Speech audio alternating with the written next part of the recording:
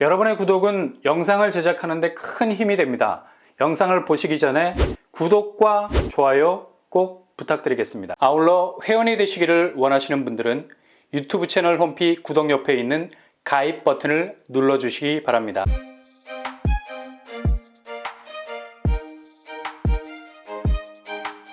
안녕하세요. 뻔뻔한 복덕바입니다. 지금 어느 하나 녹색불을 켜고 건너갈 수 있는 신호는 거의 전무하다고 말할 수밖에 없어요. 동서남북 그냥 집값이 포위당하고 있습니다. 이렇게 집값 하락을 뛰어넘는 폭락전조 현상이 뚝에서 터져 나오려고 엄청난 압력 게이지를 높이고 있는 상황이죠. 근데 이렇게 서서히 갈라진 벽을 손가락 하나로 막으려는 모습들을 목격하게 되는데요.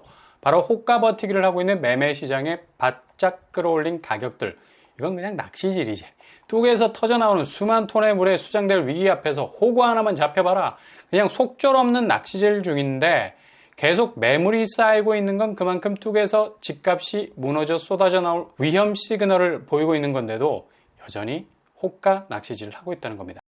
한 번에 무너지면 그냥 쓸려갈 수밖에 없게 되죠. 이번 2차 폭락의 전조는 바로 급박성입니다. 이게 서서히 빠지는 게 아니라 어느 정도 조짐을 보이다가 한꺼번에 무너지는 경향을 보인다는 건데 모든 지표가 집값을 내리누르는 형국이라 이건 거의 퍼펙트 스톰처럼 완전히 단칼에 집값 자체가 무너질 수 있는 위험을 가지고 있다는 얘기죠. 아마 50년 이래로 이렇게 집값이 와르르 무너진 경우는 없을 거라는 꼬리표를 달 가능성도 보이고요. 먼저 가장 우리 피부에 와닿는 미국 중앙은행의 금리 기조는 파월 연준 의장이 잭슨홀 연설에서 고스란히 금리 인하에 대한 기대에 대해서 완전히 뼈까지 발라버릴 정도로 일체의 모든 기대감을 걷어냈죠. 연말로 갈수록 금리 수준은 더욱 높은 수준으로 이어질 것으로 보이고요. 당연히 우리나라 금리는 바로바로 영향을 받을 수밖에 없습니다. 지금 은행 예금 금리가 올라가서 좋다고들 하지만 이거 양날의 칼이거든요. 은행 예금 금리 상승은 곧바로 대출 금리를 밀어올리는 기폭제가 될 수 있죠. 은행 조달 비용이 늘어나기 때문에 자연 코픽스 금리가 오를 수밖에 없게 되고요. 당연히 코픽스가 오르게 되면 은행 변동금리는 바짝 긴장하게 되고 바로바로 금리 상승으로 전환이 되는 겁니다. 그러니 은행 예금금리 오르는 게 그리 반가운 일은 아니란 얘기죠. 다시 말해서 미국 기준금리 긴축이라는 드라이브와 맞물려 돌아가면서 국내 시중은행 주담대 금리는 그냥 쭉 올라갈 일만 남았다는 얘기입니다. 이건 그대로 달러 강세로 이어지고 있고요. 달러의 강세를 미리 보여주는 달러 인덱스가 104선을 통과한 지 엊그제 같은데 이미 105 고지를 넘어서고 있습니다. 당연히 긴축기조 겨울왕국이 여전히 이어지고 있기 때문에 달러는 킹달러로 갈 수밖에 없는 거고요. 근데 우리나라는 이런 달러 기조와는 정반대로 갈 수밖에 없죠. 가계부채라는 폭탄을 잔뜩 싣고 있어서 금리 인상 꿈도 못 꿉니다. 그냥 뇌관이 될 수 있거든요. 그래서 금리 동결 기조로 가고 있는데 이런 식으로 금리 격차가 벌어지면 당연히 원하는 약세로 돌아설 수밖에 없고 달러는 엄청난 기세를 몰아붙여서 고점을 넘보고 있기 때문에 벌어지는 금리 격차는 상당한 위협이 될 수밖에 없겠습니다. 결국 원화 가치는 대폭 하락할 것으로 보이는데 지금 외환 보유고로 최대한 방어를 한다 해도 굉장히 불리한 게임이 될 수밖에 없다는 얘기죠. 그리고 한 가지 더 악재가 터진 게 서부 텍사스 원유 가격의 강세입니다. 유가가 들썩이고 있어요. 기승전 제롬 파월이라고 유가 급등 소식은 바로 미국 연준의 긴축 방향과 연동이 되어 있는 건데요. 아니 미국 기름값이 뭐가 중요하겠습니까? 근데 이렇게 유가가 오르게 되면 당장 호주머니 사정이 팍팍해집니다. 물가 상승에 상당한 자극을 주게 되죠. 기재부에서 이달 소비자 물가가 1년 전보다 3% 더 오를 가능성을 내다보고 있는데요. 이게 유가 급등과 직결이 되어 있습니다. 어디 하나 만만한 게 하나도 없습니다. 근데 지금 우리나라 집값은 가장 호황기 때의 가격대로 신고가 운운하면서 반등의 대로망 시대를 읊고 있는데 아니 지금 쓰나미가 몰려오고 있는데 해변에서 바캉스를 즐기고 있다니 뭐 아찔하지 않습니까? 도대체 동서남북 둘러봐도 집값이 다시 오를 수 있는 디딤돌이 뭐야? 이건 뭐 죄다 걸림돌밖에 안 보입니다. 건설사들이 이 틈을 타서 분양가를 미친 듯이 올리고 있죠. 자칫 자고 일어나면 1억씩 오르는 분양가 잡지 못하면 정말 엄청난 청약 양극화가 발생할 수밖에 없고요. 실수요가 죄다 분양을 포기해야 하는 상황이 올 만큼 위기가 될 수 있겠습니다. 온통 1주택 물고 있는 투기장으로 변할 수 있다는 얘기죠. 가뜩이나 대출 부풀려서 가계부채 기하급수적으로 느는데 실수요자들에게 보다 저렴한 분양가로 분양하지 못하면 이게 그냥 그대로 엄청난 빚을 떠안고 뛰어드는 가계부채 대폭발의 리스크를 높이는 거고요. 아예 분양받는 걸 포기하게 되면 이젠 그냥 투자 목적이 아닌 투기 목적으로 실탄 쏘아가면서 올라가는 분양가 붙잡고 입주 시에 프리미엄 수익률 올려야 하니 분양가보다 2배는 받아야 되겠고 자동적으로 미친 듯이 집값 띄우기 시전을 펼치게 될 겁니다. 이렇게 되면 그냥 청약 자체가 투기판이 되는 거죠.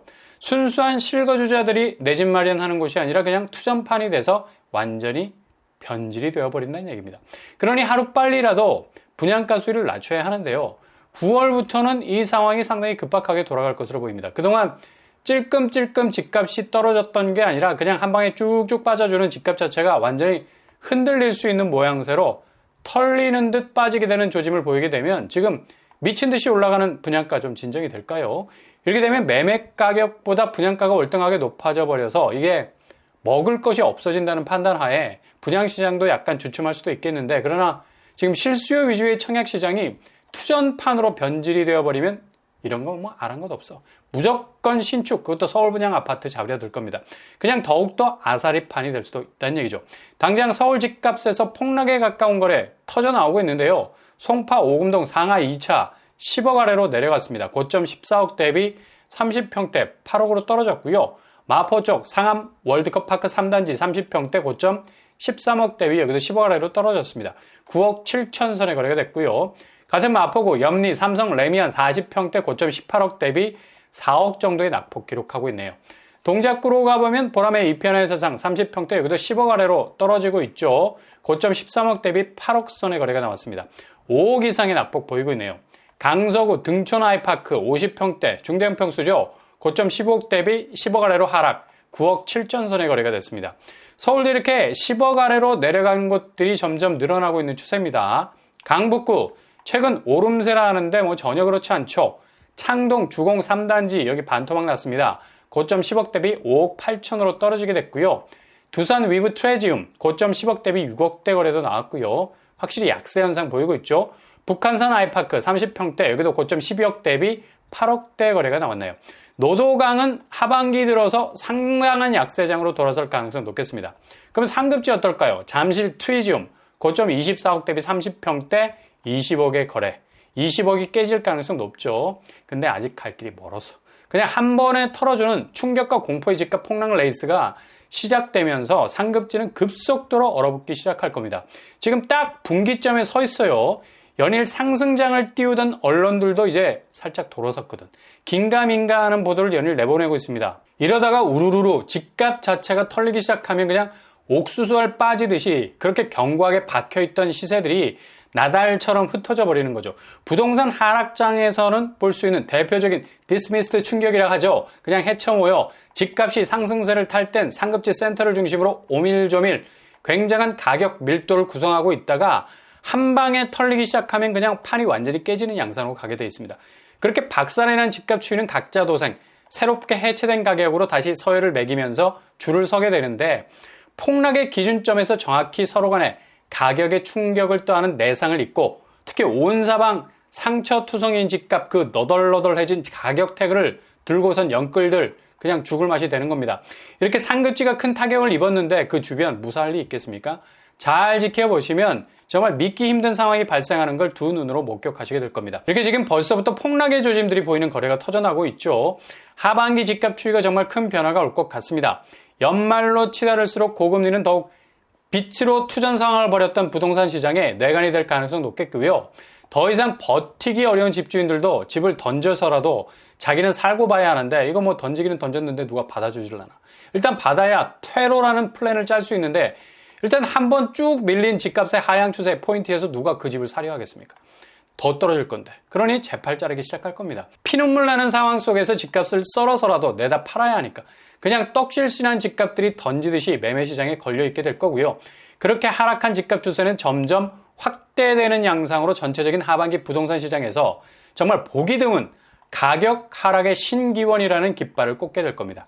이게 그냥 픽션으로 끝나지 않을 건 지금 동서남북 모든 곳에서 진행되고 있는 집값 하방 압력 게이지를 높이고 있는 금리, 유가, 물가, 환율 등등등등 복합적인 악화가 양화를 구축하는 집값이 백투더 2017년을 경험할 정도의 하락세를 경험하게 될 겁니다.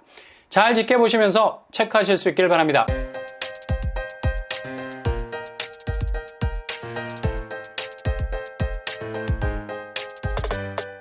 오늘의 부동산 캐릭터처 하반기 집값 추이는 너무 명확한 예상 궤적을 가지고 있죠.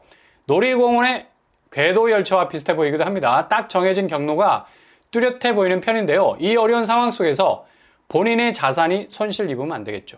주변 상황 잘 체크하시고 살피셔서 위기의 이 파도들을 잘 넘어가실 수 있길 바랍니다. 오늘도 응원합니다. 여러분의 길이 꽃길만 되실 수 있길 바랍니다. 이상으로 뻔뻔한 복덕방을 마치겠습니다. 구독과 좋아요 부탁드립니다. 감사합니다.